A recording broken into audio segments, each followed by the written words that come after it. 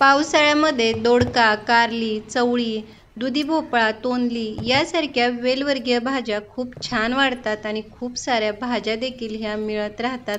तर ह्या अशा वेलवर्गीय भाज्या आपल्या गच्चीवरच्या बागेमध्ये आपण सहज उगवू शकतो आणि तेही एकदम ऑर्गॅनिक पद्धतीने. तर ह्या वेलवर्गीय भाज्या कुंड्यामध्ये कशा लावायच्या, माती कशी तयार करायची, खते कोणती द्यायची हे आपण या व्हिडिओमध्ये पाहणार आहोत.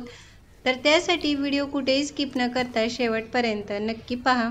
जेव्हा आपण ह्या अशा वेलवर्गीय भाज्या कुंड्यामध्ये किंवा ग्रो बॅग्समध्ये लावत असतो तेव्हा त्या बॅग्स मोठ्या आकाराच्या म्हणजे कमीत कमी 15 ते 18 इंच एवढ्या मोठ्या आकाराच्या घ्याव्या, कारण हे जे वेल आहेत ते जास्त वाढत राहतात.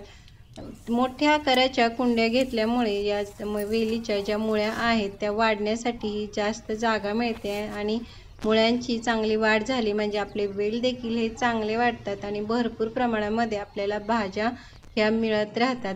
त्यानंतर हे जे वेल आहे ते लावण्यासाठी माती देखील ही चांगल्या प्रतीची भुसभुशीत तयार करावी.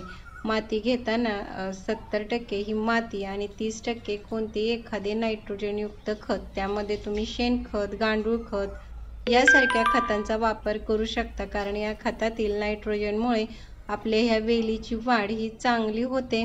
जेव्हा या वेलवर्गीय भाज्यांचे आपण बी लावतो तेव्हा त्याची रोपे तयार करून तुम्ही कुंड्यामध्ये नंतर लावू शकता किंवा असेच बी तुम्ही कुंड्यामध्ये लावले तरी देखील हे चांगले होते. बी लावल्यानंतर 8 ते 10 दिवसामध्येच याची छान अशी रोपे तयार होतात.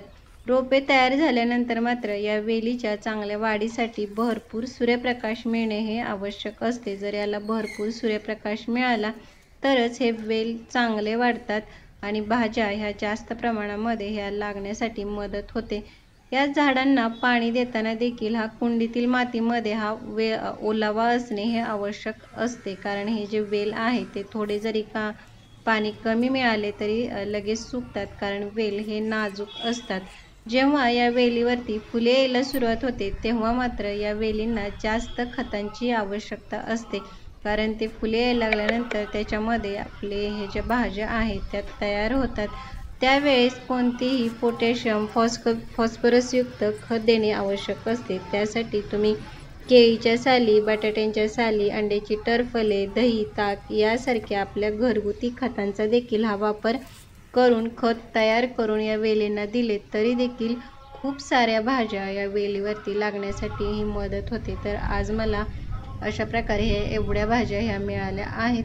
तर कसा वाटला व्हिडिओ मला कमेंट बॉक्समध्ये नक्की सांगा आणि जर तुम्हाला हा व्हिडिओ आवडला असेल तर व्हिडिओला लाईक व चॅनेलला सबस्क्राईब करायला मात्र विसरू नका.